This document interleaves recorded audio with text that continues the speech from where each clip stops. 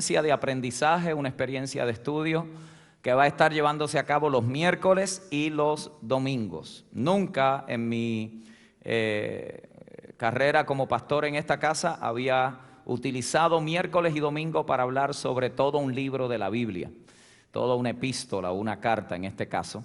Lo he hecho, hemos estudiado el libro de Gálatas, hemos estudiado el libro de Santiago, pero nunca miércoles y domingo, lo cual indica que usted debería estar aquí los miércoles.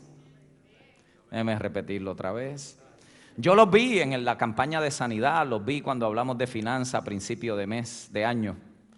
Vi cómo la gente llegaba desesperado a saber cómo prosperar, cómo Dios sanarlo, y todo eso es bueno y es importante y es necesario.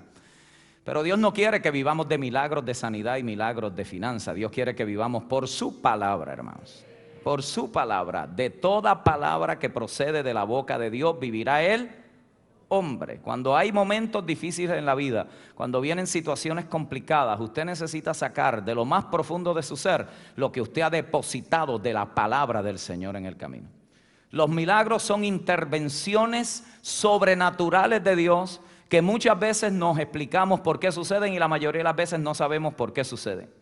Pero una cosa usted puede estar seguro, que cuando usted ancla su vida sobre la poderosa palabra del Señor, esa palabra hará el trabajo para lo cual ha sido enviada. Entonces yo quiero verlo los miércoles, quiero verlo que usted se apasione por la palabra, que se apasione por el estudio, que venga listo para aprender principios de la palabra del Señor que como iglesia, como persona, como creyente nos van a ayudar a madurar y a crecer en el Señor. Y por eso es que hemos iniciado esta maravillosa experiencia. Venga con su Biblia, hermano, venga con su Biblia. Intencionalmente, como pastor, quiero hacer de estas próximas semanas que esto se convierta en un salón, hermanos, donde nosotros podamos reflexionar, podamos pensar. Yo creo que tenemos suficiente palabra profética para los próximos 50 años. Para los próximos 50 años. Hay que ponerle piso ahora. Hay que ponerle piso, hay que ponerle base, hay que ponerle donde usted pueda anclarse, porque cuando las cosas se le van de control, usted necesita agarrarse de una palabra del Señor en su vida. Así que vamos a tener una hermosa experiencia. Venga con su libreta, venga con su lápiz, venga con su marcador, venga con su Biblia, porque vamos a aprender sobre la palabra del Señor en una manera sistemática. Las prédicas nos enseñan no sistemáticamente. Nosotros no somos un predicador sistemático, no somos predicadores espontáneos, proféticos, pero ahora vamos a entrar a una experiencia sistemática donde estudiaremos todo un capítulo, haremos exégesis de él, estudiaremos el contexto, aprenderemos por qué se dijo lo que se dijo, cuál era la experiencia que estaba rodeando al apóstol o al escritor en ese momento, y vamos a aprender de diferentes ángulos y diferentes frentes. Amén. Vamos entonces a leer el capítulo 2. Le he pedido a mi hermano George que lo lea en este momento del verso 1 al verso 17. Siga su Biblia. ¿Cuántos trajeron su Biblia? Los que no trajeron su Biblia, por favor, péguese en alguien que tenga Biblia o mírela ahí en la pantalla. Si no trae Biblia a la iglesia, es como ir al gimnasio sin ganas de hacer ejercicio. Vamos a ver, ¿qué dice? ¿Qué dice? Segunda de Corintios 2. En efecto, decidí no hacerles otra visita que les causara tristeza, porque si yo los entristezco, ¿quién me brindará alegría sino aquel a quien yo haya entristecido? Les escribí como lo hice para que al llegar yo, los que debían alegrarme no me causaran tristeza. Estaba confiado de que todos ustedes harían suya mi alegría. Les escribí con gran tristeza y angustia de corazón y con muchas lágrimas, no para entristecerlos, sino para darles a conocer la profundidad del amor que les tengo. Si alguno ha causado tristeza, no me lo ha causado solo a mí, hasta cierto punto, y lo digo para no exagerar, se la ha causado a todos ustedes. Para él es suficiente el castigo que le impuso la mayoría. Más bien deberían perdonarlo y consolarlo para que no sea consumido por excesiva tristeza. Por eso les ruego que reafirmen su amor hacia él. Con este propósito les escribí, para ver si pasan la prueba de la completa obediencia. A quien ustedes perdonen, yo también lo perdono. De hecho, si había algo que perdonar, yo lo he perdonado por consideración a ustedes en presencia de Cristo, para que Satanás no se aproveche de nosotros, pues no ignoramos sus artimañas. Ahora bien, cuando llegué a Troas para predicar el Evangelio de Cristo, descubrí que el Señor me había abierto las puertas. Aún así, me sentí intranquilo por no haber encontrado allí a mi hermano Tito, por lo cual me despedí de ellos y me fui a Macedonia. Sin embargo, gracias a Dios que en Cristo siempre nos lleva triunfantes, y por medio de nosotros esparce por todas partes la fragancia de su conocimiento. Porque para Dios nosotros somos el aroma de Cristo entre los que se salvan y entre los que se pierden. Para estos somos olor de muerte que los lleva a la muerte, para aquellos olor de vida para que los lleva a la vida. ¿Y quién es competente para semejante tarea? A diferencia de muchos, nosotros no somos de los que trafican con la palabra de Dios, más bien hablamos con sinceridad delante de Él en Cristo, como enviados de Dios que somos. Amén y amén. Vamos a hacer un corto repaso para ubicarlos, hermanos.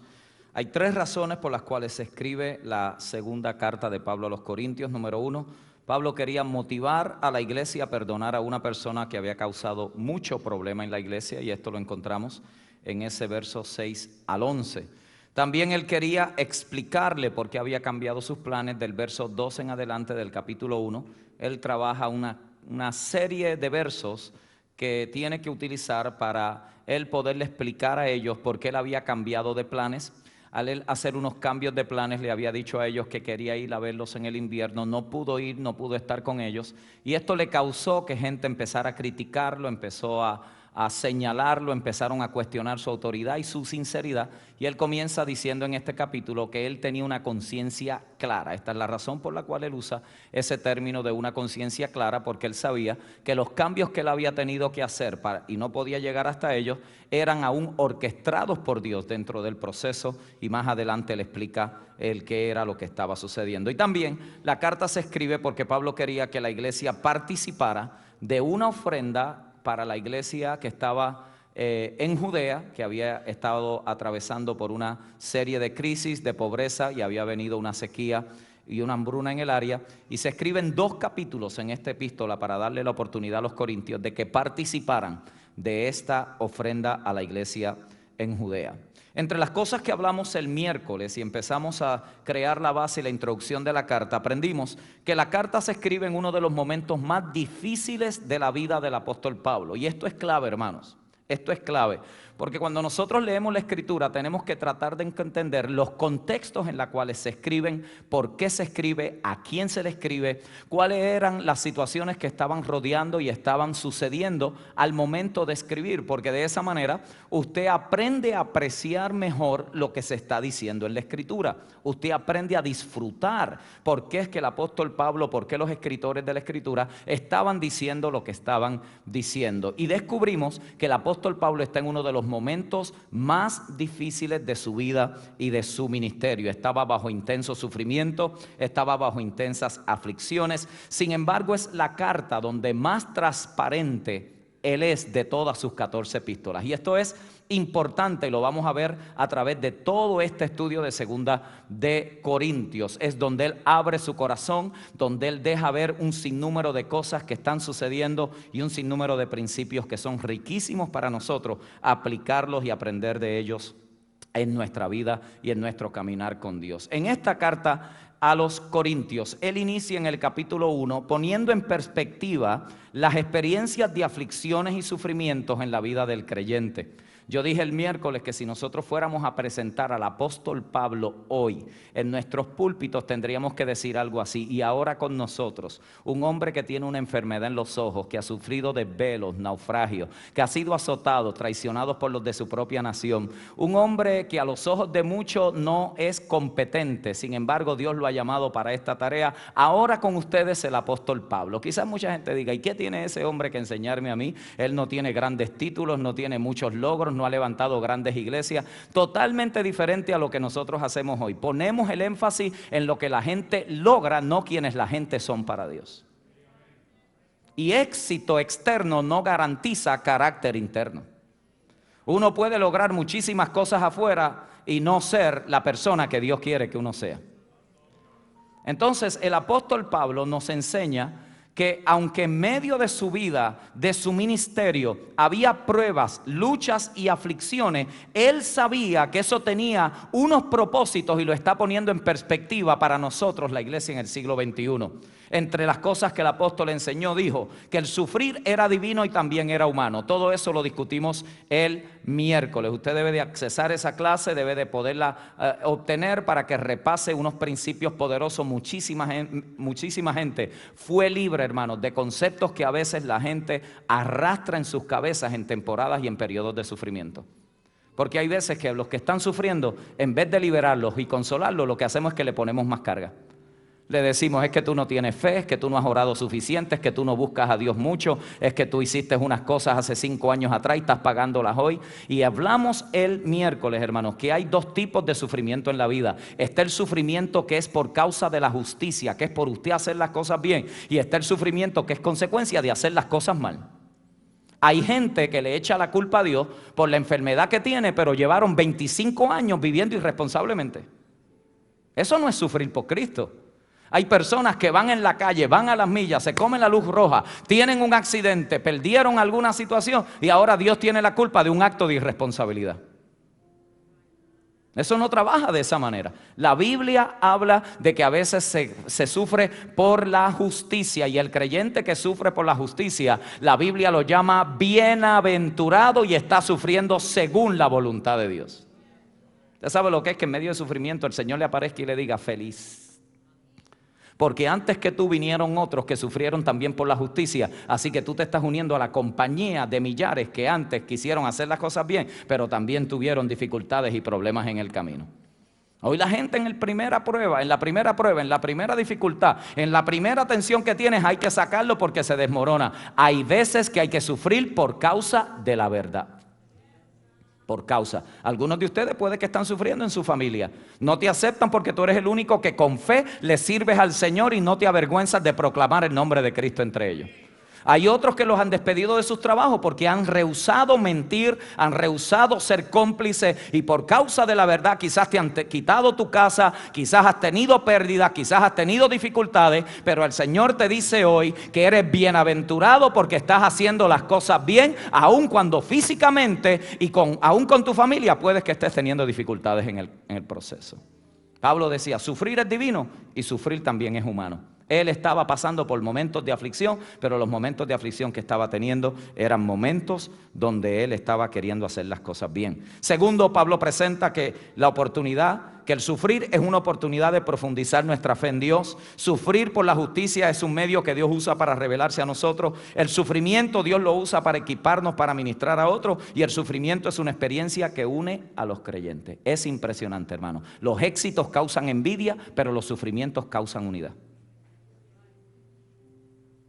Y en la experiencia de nosotros como iglesia, esto es común.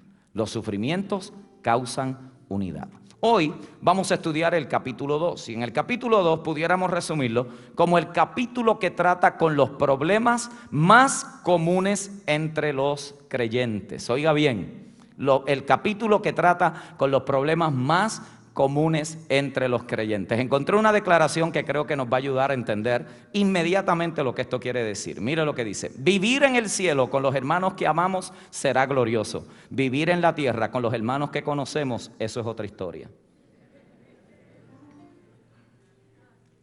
Vivir en el cielo con los hermanos que amamos será glorioso. Vivir en la tierra con los que conocemos, eso es otra historia. Ser parte de la iglesia de Cristo, ser parte de la familia de Dios, es una experiencia dinámica. Imagínense si entre 4 personas que son en su casa todos están de acuerdo y siempre hay conflictos y hay malos entendidos. Imagínense en la familia de Dios. Imagínense. Si es entre 4 o 5 personas en nuestra propia familia y las dificultades que se generan, imagínense lo que es en la familia de Dios. Así que ser parte de la iglesia de Cristo es una experiencia dinámica. ¿Por qué? Porque estamos trabajando entre personas, entre nosotros, que estamos en diferentes niveles de crecimiento, en diferentes experiencias en el proceso, tenemos diferentes experiencias en la vida, y esto causa que sea una mezcla increíble de diferentes cosas que pueden causar malos entendidos, heridas, lastimaduras, conflictos, confrontaciones. Todo esto es parte de la experiencia que uno vive como parte de la familia de Dios. Hay personas que dicen, yo no me puedo explicar cómo un creyente puede hablar así. Pues hay creyentes que están en el proceso, y mientras están en ese proceso de santificación van a mostrar situaciones de carácter, de conflictos, de cosas interiores, mientras están creciendo y desarrollándose en la obra del Señor. Entonces, la Biblia nos enseña y nos equipa a cómo trabajar entre nosotros mismos cuando se presentan estas situaciones dentro de la congregación. Y el apóstol Pablo nos genera un sinnúmero de características que mostró su corazón al momento de él tener que trabajar con situaciones que se presentaron dentro de la iglesia. Vamos a ella. Lo primero que Pablo hacía cuando tenía que manejar situaciones complicadas en medio de las iglesias que él había fundado, era que ponía a otros primero. Escuche bien esto. Ponía a otros primero. Pablo no pensó en sus propios sentimientos o en sus propios sentimientos, sino en los sentimientos de otros primero. Imagínense, Pablo está siendo confrontado por personas aún dentro de la misma congregación. Lo están cuestionando en su autoridad apostólica. Algunos historiadores no están seguros si la persona a cual él se está refiriendo en este capítulo fue la persona de Primera de Corintios 5, donde estaba cometiendo incesto con la esposa de su padre, se estaba acostando, o si eran otros de la iglesia o líderes de la iglesia que estaban cuestionando su autoridad apostólica. Hay una tensión ahí para tratar de identificar. Algunos dicen que pudieran ser ambos, tanto de adentro como gente que estaba pecando dentro de la congregación. Pablo tiene que bregar con este asunto, y lo primero que vemos en el corazón del apóstol Pablo es que él ponía a otros primeros. Y mire qué interesante, hermanos, porque aquellos que pueden producir el mayor gozo también pueden ser las personas que causan las mayores heridas. Usted lo ha vivido en su familia quizás. El hijo que cuando nació usted lo tomó en sus brazos y le arrancó una sonrisa, es el hijo que ha quebrantado su corazón por los últimos 10 años. El hijo que usted tenía tantas esperanzas y tantos sueños y tantas cosas lindas que esperaba de él o de ella, quizás es el hijo que le ha dado más dificultad en medio del desarrollo y el crecimiento. Pablo estaba viviendo esto con una de las iglesias que él había fundado. Es una experiencia que nos sucede. Y Pablo entonces, para manejar y corregir esto, le tiene que escribir una carta dura, pero saturada de amor cristiano. Y lo que Pablo estaba persiguiendo era que la iglesia obedeciera a la palabra del Señor, disciplinaran al ofensor y hubiera pureza y paz en la congregación. Por eso usted lo nota en esos primeros versos, exhortando a la gente a cómo tenían que trabajar con la situación y con la ofensa que se había generado entre ellos. Y eso pasa en todas las congregaciones, eso pasa en todas las iglesias, eso pasa donde quiera que hay personas que son humanos y están en un proceso de desarrollo y crecimiento. Habrán tensiones, luchas, conflictos, pero cómo se maneja eso determina cuál será el estatus y la salud de la congregación. Pablo tenía esa situación por delante. Proverbios 27:6 dice: más confiable es el amigo que hiere que el enemigo que besa. Escuche bien, en Invery nosotros decíamos: yo prefiero lastimarte con la verdad y no destruirte con una mentira. ¿Por qué esto es importante? Porque muchas veces nosotros seguimos acumulando cosas adentro y guardando cosas adentro hasta que ya casi no podemos bregar. Esto pasa en los matrimonios, esto pasa con los padres y hijos, esto pasa con las relaciones de trabajo, esto pasa con el jefe y los empleados, esto pasa con las relaciones entre hermanos. Seguimos acumulando hasta que ya no podemos más y estamos por reventar, y venimos y le decimos: yo te tengo que decir unas cuantas cositas a ti hoy. Y ¡pah! Con una tremenda oportunidad para resolver algo, lo que hacemos es que lo complicamos. Se pone más difícil. ¿Por qué? Porque no ponemos a otros primero. Nos ponemos dentro de la cabeza ese sinnúmero de cosas y es una bomba de tiempo que está por estallar. ¿Sabe cuántos problemas matrimoniales se pudieran evitar si las personas pudieran hablarlo a tiempo, sin tener que esperar que los ánimos estén hasta arriba, sin tener que discutir, sin tener que pelear, simplemente aplicando principios de la palabra del Señor con situaciones interrelacionales? Entonces Pablo nos enseña que cuando él iba a trabajar y iba a manejar una dificultad, él ponía a otros primero. Él sabía que lo que él escribiría le causaría dolor a los que lo leyeran, a los que él amaba, pero él prefería eso a que la iglesia fuera destruida. Por eso es que la Biblia dice que cuando nosotros vamos a hablar la verdad, tenemos que hablarle en amor. Tenemos que hablarle en amor. Hay personas que dicen, yo te voy a decir esto porque yo no tengo pelos en la lengua, ¿ok? Déjame decírtelo tal como lo siento. Lo que está diciendo es que entre boca y pie no hay diferencia para esa persona. No hay diferencia. No hay diferencia. Cada vez que habla, mete. Eso no es de creyente. Uno puede decir una verdad que a veces hasta que duela, pero la puede decir en una manera correcta, en un espíritu correcto, simplemente porque uno pone a otros primero y uno tiene un corazón compasivo para enmendar la situación y no para complicarle en el camino.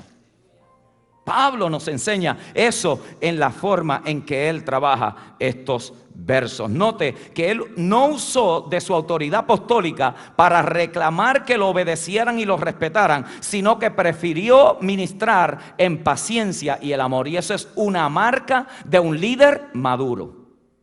Escuche bien. Una marca de un líder maduro en un espíritu correcto no está exigiendo obediencia. No está exigiendo que lo sigan. No está exigiendo que lo respeten. Porque el líder maduro sabe que es Dios el que tiene que generar eso en los corazones de la gente. Y hoy tenemos un sinnúmero de líderes en el cuerpo de Cristo que lo que hacen es ejercer autoridad sobre la gente en vez de guardar a la iglesia en el proceso para cuidarla y para bendecirla. Entonces usted no tiene que seguir a nadie por temor. Usted sigue a la gente por inspiración, porque esa persona le inspira en usted algo que usted se acerca más al Señor. El líder maduro no está buscando hacer grupitos para él, llevar gente hacia él. Lo que está buscando es enamorar a la gente de Cristo.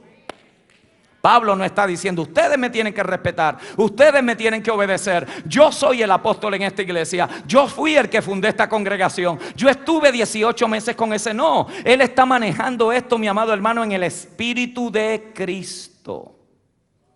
Por eso es que pone a otros primero. ¿Cuál es la lección?